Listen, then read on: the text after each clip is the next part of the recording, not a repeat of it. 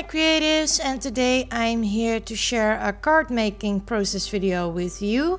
And this card I really enjoyed making. Now I'm first going to cut this pattern paper to size so that I have 1/8 of an inch of the white border of my card or my card panel. And this paper I received in Happy Mail, so I can't tell you where it's from, but it totally inspired my card. It's very thin paper, so that's why I stuck it to a piece of scrap paper that is a bit thicker, and I'm going to cut around it so I have a nice panel to work on. So this card was made for my friend Michelle, and I sent her a little goodie in there as well for one of her boys. I hope it arrived, I don't know. Now I'm going to add some distress ink in Walnut stain, because this will be a coffee themed card. So I wanted to have some nice dark brown colors and some distressing, because I really love the look of it, and I thought walnut stain was a good color for it. So to stay in the theme of things, I'm going to use a Holtz stencil that is called Splatters, and I'm going to use the 2 mug circles because for me they looked like 2 coffee cups that have stood there and left some circles and some splatters, like I spilled some coffee over this card.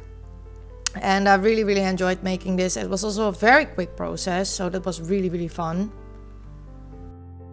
And I'm just adding splatters until I'm happy. Now I'm taking this die cut circle, and this is a scrap piece from another card that I made.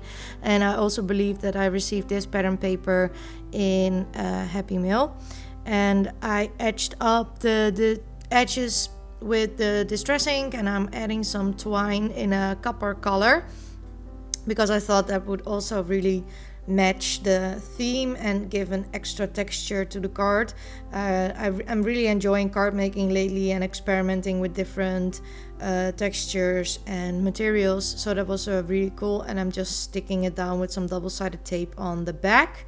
And now I'm going to figure out where I want to have my circle, and I'm going to use this stamp set by Joy Crafts, and it's called Coffee.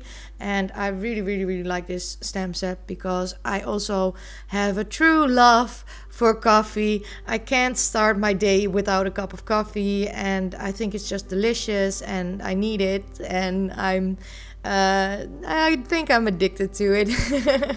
So now I'm going to stamp this cup with Archival Ink in the color Coffee. Of course, very suiting for this page.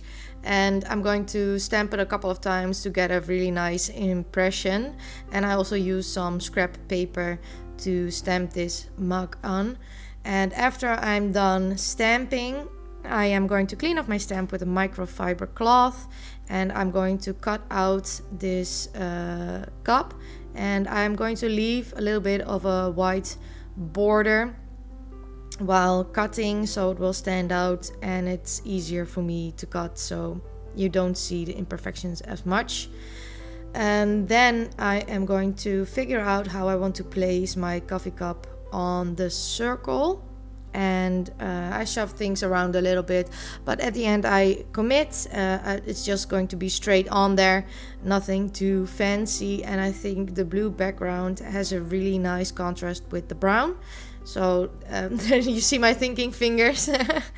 So now I'm just going to glue everything down, and I'm going to use some foam squares to pop the circle up, because the twine is on there, and that will give me dimension, and that will also prevent me from sticking it down straight or flat. So I'm going to use some foam circles to avoid this problem, or foam squares to avoid this problem. And I just left some room in there for the twine, so I stick it precisely beside it.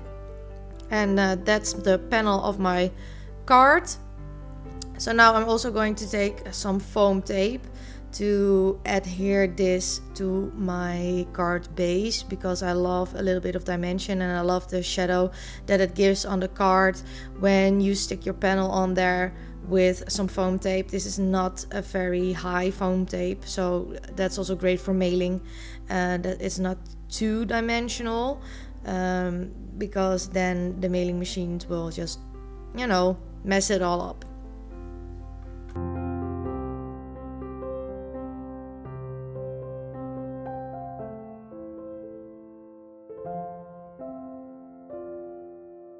So now it is time to add my panel to my card base, and I'm sorry for my head, but I had to make sure it was straight on there, and that will finish off my card.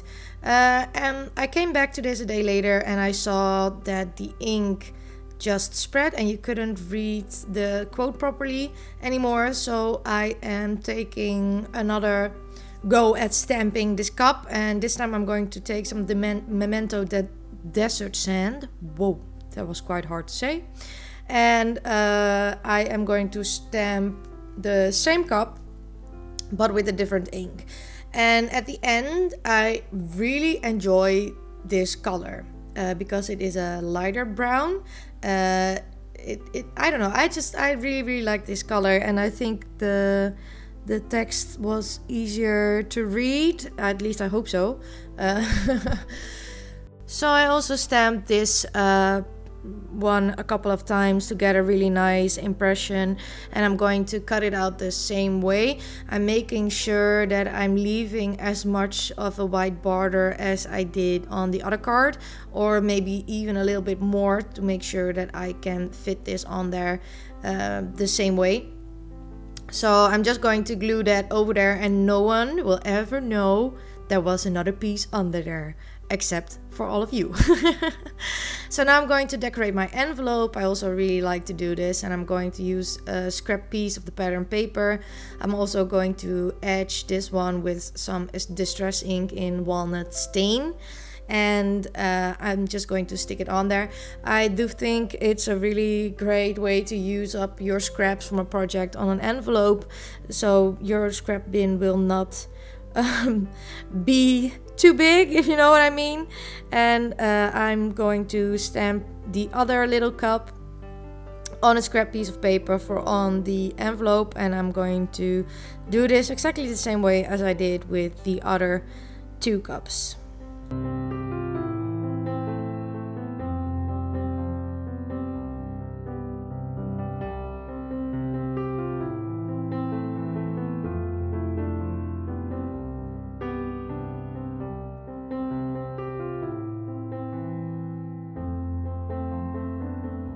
After cutting this one out, I am going to place this on my envelope, and before I'm going to stick it down, I'm going to add more of the splatters with Walnut stain and my Holtz stencil to complete the look of what's inside the envelope and how the envelope looks. I think it's really fun to let the receiver get a little bit of an impression on what is inside the envelope by decorating the envelope. So now I'm going to add the other cup, and I'm going to stick it down with some glue. And that was the end of my card. I hope you enjoyed this video. Thank you so much for watching. If you liked this video, please leave me a like, and I would love it if you would consider subscribing. Thank you so much for watching, and I will see you all next time. Bye!